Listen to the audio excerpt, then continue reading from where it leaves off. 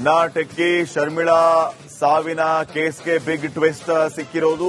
ಇದು short circuit ಇಂದ ಸತ್ತಿದ್ದಲ್ಲ, ಬದಲಾಗಿ ಕೊಲೆ ಅನ್ನುವಂತಹ ವಿಚಾರವನ್ನ ಈಗ ಪೊಲೀಸರು ಹೇಳಿದ್ದಾರೆ. ಎಲ್ಲರೂ ಕೂಡ ಶಾರ್ಟ್ ಸರ್ಕ್ಯೂಟ್ ಇಂದ ಸತ್ತಿರಬಹುದು ಅಂದ್ಕೊಂಡಿದ್ರು.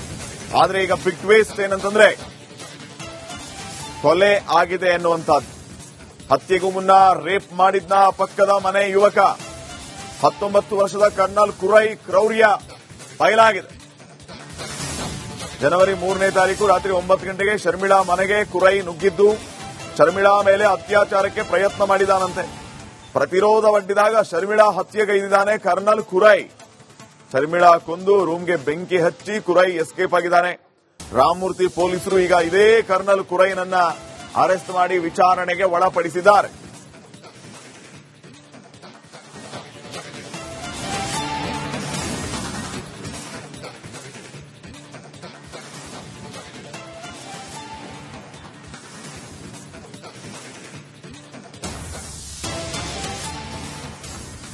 ಇನ್ನು ಈ ವಿಚಾರವಾಗಿ ಕಮಿಷನರ್ ಪ್ರತಿಕ್ರಿಯಿಸಿದ್ದಾರೆ. ಶರ್ಮಿಳಾ ಕೊಲೆ ಕೇಸಲ್ಲಿ 19 ವರ್ಷದ ಯುವಕ ಅರೆಸ್ಟ್ ಆಗಿದ್ದಾನೆ. ಶರ್ಮಿಳಾ ಮನೆಯ ಪಕ್ಕದಲ್ಲೇ ಈ ಆರೋಪಿ ಕೂಡ ಇದ್ದ. ಶರ್ಮಿಳಾಗೆ ಆರೋಪಿ ಮುಖಪರಿಚಯ ಆಗಿದ್ದಾನೆ. ಕೃತ್ಯ ನಡೆದ ದಿನ ಮನೆಗೆ ನುಗ್ಗಿ ಹಲ್ಲೆ ಮಾಡಿದ್ದಾನೆ. ಅತ್ಯಾಚಾರ ಸೆಕ್ಷನ್ ಹಾಕಿ ತನಿಖೆ ಮಾಡಲಾಗ್ತಾ ಇದೆ ಅಂತ ಪೊಲೀಸ್ ಕಮಿಷನರ್ ಸೀಮಂತ್ ಕುಮಾರ್ ಸಿಂಗ್ ಪ್ರತಿಕ್ರಿಯಿಸಿದ್ದಾರೆ.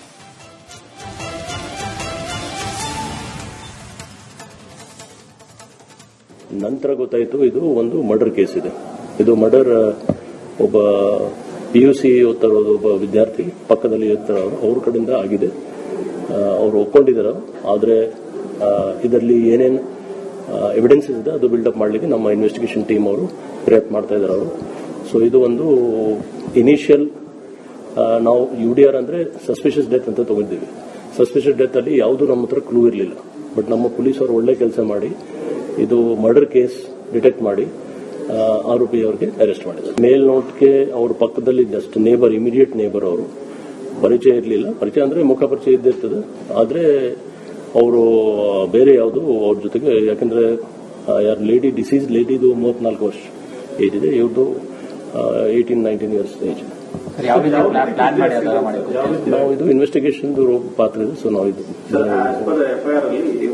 ಅತ್ಯಾಚಾರ ಆಗಿದೆ ಅನ್ನೋದು ಒಂದು ಸೆಕ್ಷನ್ ಸೇರಿಸಿಕೊಂಡಿದ್ದಾರೆ.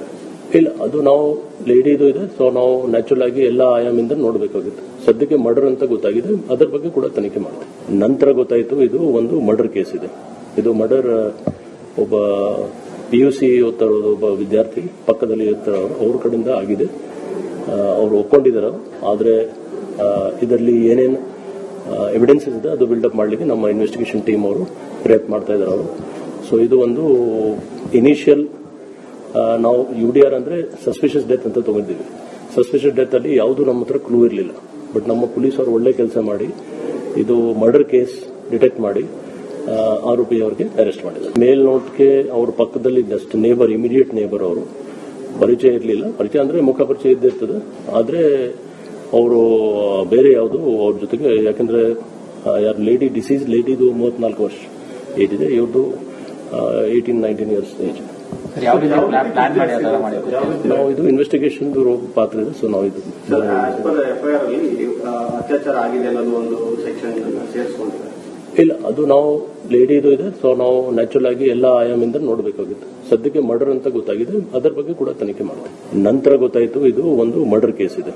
ಇದು ಮರ್ಡರ್ ಒಬ್ಬ PUC ಓದ್ತಾ ಇರೋದು ಒಬ್ಬ ವಿದ್ಯಾರ್ಥಿ ಪಕ್ಕದಲ್ಲಿ ಇರ್ತಾರವರು ಅವ್ರ ಕಡೆಯಿಂದ ಆಗಿದೆ. ಈ ಬಗ್ಗೆ ಇನ್ನಷ್ಟು ಮಾಹಿತಿಯನ್ನು ನೀಡಿದ್ದಾರೆ ಪ್ರತಿನಿಧಿ ಅಭಿಷೇಕ್. ಈಗ ನೇರ ಸಂಪರ್ಕದಲ್ಲಿ ಜಾಯ್ನ್ ಆಗಿದ್ದಾರೆ. ಏನ್ ಅಪ್ಡೇಟ್ಸ್ ಕೊಡ್ತೀರಿ ಅಭಿಷೇಕ್ ಈ ಬಗ್ಗೆ?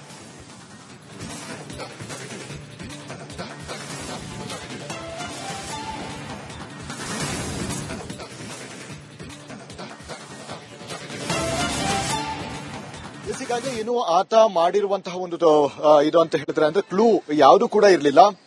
ಆತ ಕ್ಲೂ ಬಿಟ್ಟೋಗಿರೋದು ಆ ಮೃತ ಲೇಡಿ ಏನಿದ್ದಾಳೆ ಆಕೆಯ ಮೊಬೈಲ್ಗಳನ್ನ ತೆಗೆದುಕೊಂಡು ಹೋಗಿರ್ತಾರೆ. ಈ ಸಂದರ್ಭದಲ್ಲಿ ಆ ಒಂದು ಪ್ರಿಮಿಸಲ್ಸ್ ಅಲ್ಲಿ ಮೊಬೈಲ್ಗಳು ಎಲ್ಲಿದೆ ಅಂತ ಹೇಳಿ ಹುಡುಕಾಟವನ್ನ ನಡೆಸಿದಂತಹ ಸಂದರ್ಭದಲ್ಲಿ ಹಾಗೂ CDR ಗಳನ್ನ ಅಂದ್ರೆ ಟ್ರ್ಯಾಕ್ ಮಾಡುವಂತಹ ಸಂದರ್ಭದಲ್ಲಿ ಈ ಅಕ್ಯೂಸ್ ಸಿಕ್ಕಿಬಿಟ್ಟಿರುವಂತದ್ದು. ಅಂದ್ರೆ ಈ ಹಿಂದೆಯೂ ಕೂಡ ಆಕೆಯ ಮೇಲೆ ಕಣ್ಣು ಹಾಕ್ತಾ ಇದ್ದ ಮನೆಯ ಮುಂದೆಯೇ ಇದ್ದಂತಹ ಯುವಕ ಆಕೆ ಬಟ್ಟೆ ಒಣಗಾಕುವಂತಹ ಸಂದರ್ಭದಲ್ಲಿ ಮತ್ತೆ ಇನ್ನಿತರ ಸಂದರ್ಭದಲ್ಲಿ ಆಕೆಯನ್ನ ಒಂದು ರೀತಿಯಾದಂತಹ ಒಂದು ದುರ್ಗುಟ್ಟಿ ನೋಡುವಂತದ್ದು ಮತ್ತೆ ಬೇರೆ ರೀತಿಯಾದಂತಹ ಒಂದು ದೃಷ್ಟಿಯಲ್ಲಿ ನೋಡ್ತಾ ಇದ್ದ.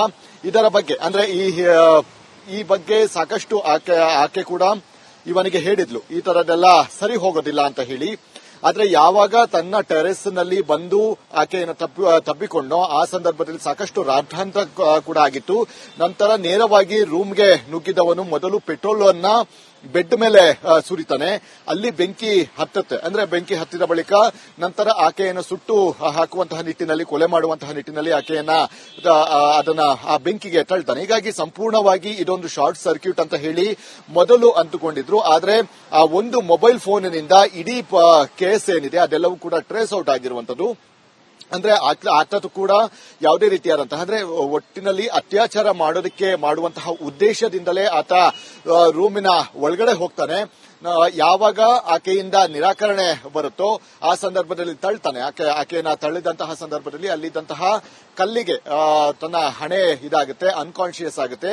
ಎಲ್ಲಿ ತನ್ನ ವಿಚಾರ ಹೊರಗಡೆ ಬರುತ್ತೆ ಅನ್ನುವಂತಹ ಒಂದು ಕಾರಣದಿಂದಾಗಿ ಆತ ಸಂಪೂರ್ಣವಾಗಿ ಮನೆಗೆ ಬೆಂಕಿ ಇಟ್ಟು ಅಲ್ಲಿಂದ ಪರಾರಿಯಾಗುವಂತಹ ಒಂದು ಕೆಲಸಗಳನ್ನು ಕೂಡ ಮಾಡ್ತಾನೆ. ಹೀಗಾಗಿ ರಾಮಮೂರ್ತಿ ನಗರ ಪೊಲೀಸರು ಮತ್ತಷ್ಟು ವಿಚಾರಣೆಯನ್ನ ನಡೆಸುವಂತಹ ಕೆಲಸಗಳನ್ನು ಕೂಡ ಮಾಡಿದೆ. ಇಲ್ಲಿ ಪ್ರಮುಖವಾಗಿ ಅತ್ಯಾಚಾರಕ್ಕೆ ಯತ್ನಿಸಿದನ ಅಥವಾ ಅತ್ಯಾಚಾರ ನಡೆಸಿ ಈ ರೀತಿಯಾಗಿ ಕೊಂದು ಹಾಕಿದನ ಅನ್ನುವಂಥದ್ದು ಕೂಡ ಇಲ್ಲಿ ಪ್ರಶ್ನೆಯಾಗುತ್ತೆ. ಯಾಕಂದ್ರೆ ಎರಡೂ ಬೇರೆ ಬೇರೆ ರೀತಿಯಾದಂತಹ ಕ್ರೈಮ್ ಅನ್ಸುತ್ತೆ. ಅತ್ಯಾಚಾರ ಆಗಿ ಸುಟ್ಟು ಹಾಕಿದ್ರೆ ಅದು ಗಂಭೀರವಾದಂತಹ ಪ್ರಕರಣ ಅಂತ ಅನಿಸಿಕೊಳ್ಳುತ್ತೆ ಮತ್ತು ಕೇಸ್ ಕೂಡ ಸ್ಟ್ರಾಂಗ್ ಆಗುತ್ತೆ. ಹೀಗಾಗಿ ಈ ಒಂದು ಹಿನ್ನೆಲೆಯಲ್ಲಿ ಆ ಒಂದು 18 ವರ್ಷದ ಯುವಕ ಏನಿದ್ದಾನೆ ಆತನನ್ನ ಎನ್ಕ್ವೈರಿ ಮಾಡುವಂತಹ ಒಂದು ಪ್ರಕ್ರಿಯೆಗಳು ಕೂಡ ಈಗ ರಾಮಮೂರ್ತಿ ನಗರ ಪೊಲೀಸರು ಮಾಡ್ತಾ ಇದ್ದಾರೆ. ಬೇಸಿಕ್ ಇನ್ಫಾರ್ಮೇಶನ್ ಇಷ್ಟೇ ಇಲ್ಲಿಯವರೆಗೆ ಇಲ್ಲಿಗೆ ಸಿಕ್ಕಿರುವಂತದ್ದು. ಇನ್ನು ಆ ಫೋನ್ ಇಲ್ಲದಿದ್ದಂತಹ ಸಂದರ್ಭದಲ್ಲಿ ಸಹಜವಾಗಿ ಇದೊಂದು ಶಾರ್ಟ್ ಸರ್ಕ್ಯೂಟ್ ಇಂದಾಗಿ ಮಹಿಳೆ ಸಾವನ್ನಪ್ಪಿರಬಹುದು ಅಂತ ಹೇಳಿ ಅಂದಾಜಿಸಲಾಗ್ತಿತ್ತು. ಆದ್ರೆ ಯಾವಾಗ ಮೊಬೈಲ್ ನ ಟ್ರ್ಯಾಕ್ ಅನ್ನ ಮಾಡಿದ್ರು ಇಡೀ ವೃತ್ತಾಂತ ಏನಿದೆ ಸಂಪೂರ್ಣವಾಗಿ ಹೊರಗಡೆ ಬಂದಿರುವಂತದ್ದು. ಶ್ರೀಪಾದ್,